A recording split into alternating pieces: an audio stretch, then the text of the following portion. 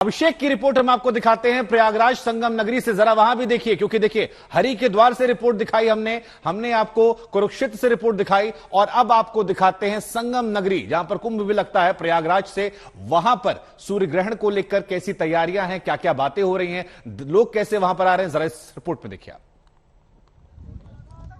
साल के दूसरे और महत्वपूर्ण आखिरी ग्रहण के पहले संगम नगरी प्रयागराज में स्नान का सिलसिला शुरू हो चुका है और ये तस्वीर संगम के घाट पर दिखाई देती है। मां गंगा, यमुना और सरस्वती का मेल है इस नगरी में और संगम में तो स्नान की अलग ही महत्वता को समझा जा सकता है, क्योंकि यहाँ पर खुद गंगा, जमुना, सरस्वती तीनों का संगम कहा गया है। चाहे माघ का स्नान हो, चाहे कार्तिक अमावस्या पर जो स्नान हो रहा है और इसके साथ ही साथ मकर संक्रांत पर भी स्नान की महत्वता है। लेकिन सूर्य ग्रहण के लिहाज से, क्योंकि प्रयागराज में आज शाम को 4:40 से 5:27 तक ये ग्रहण लगेगा और ये आंशिक ग्रहण माना जा रहा है, जिसमें लगभग 32 से 35% तक सूर्य पर ग्रहण होगा। तो ऐसे में जिन जिन राशियों पर इसका प्रभाव पड़ सकता है, उससे निवारण के लिए मां गंगा और संगम का स्नान सर्वोपरि माना गया और उसकी तस्वीर इस घाट पर साफ तौर पर देखी जा सकती है।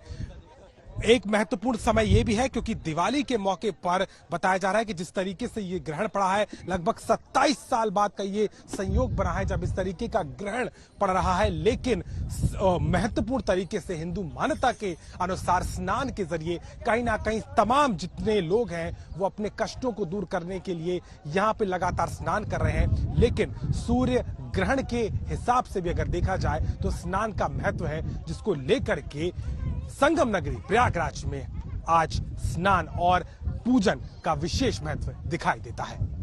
प्रयागराज से कैमरामैन संदीप के साथ अभिषेक मिश्रा, आज तक।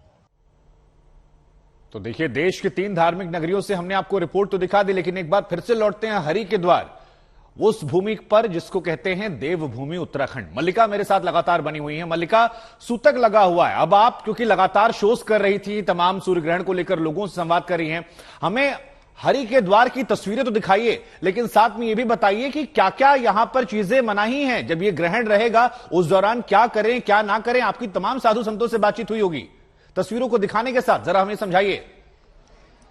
बिल्कुल, और बिल्कुल तस्वीरें लगातार शुभांकर हम दर्शकों तक पहुंचा रहे हैं। लेकिन शैलेश जी हमारे साथ है, पुजारी हैं यहाँ पर। मैं आपका सवाल इन्हीं से ले लेती हूँ, जब सूतक लग जाता है तो किन किन चीजों की मनाही होती है, किन बातों का खास ख्याल रखना होता है? सबसे पहले तो देव पूजा का ही इसमें सबसे बड़ा प्रतिबंध होता है कि हमारा कोई भी देवालय सूतक जब लग जाता है तो खुलना नहीं चाहिए।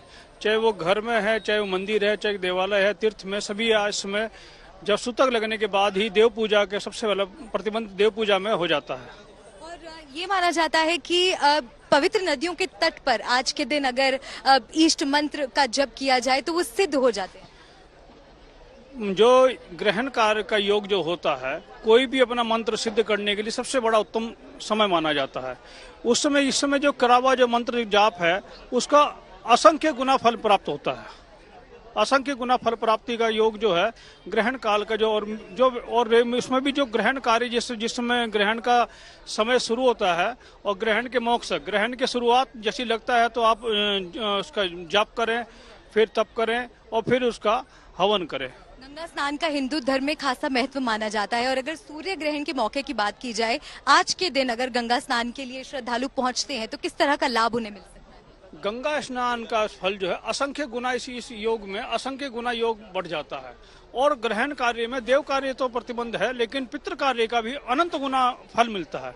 अगर कोई भी आकर के ग्रहण के योग में अगर अपने पितरों का पितृ तर्पण, पितृ का दान करता है तो उसका जो है पितरों के निमित्त किया हुआ जो फल है उसको असंख्य गुना प्राप्त होता है। ठीक है मल्लिका, आपने महत्वपूर्ण जानकारियां दिखाई। अब क्योंकि पूजा पाठ जो है वो लोग कर रहे हैं और तैयारियां जो है वो अभी से हो गई हैं। ये देखिए प्रयागराज की तस्वीर हम दिखा रहे हैं, चाहेंगे एक बार जरा सुनाया भी जाए भजन कीर्तन जो हो रहा है यहाँ पर।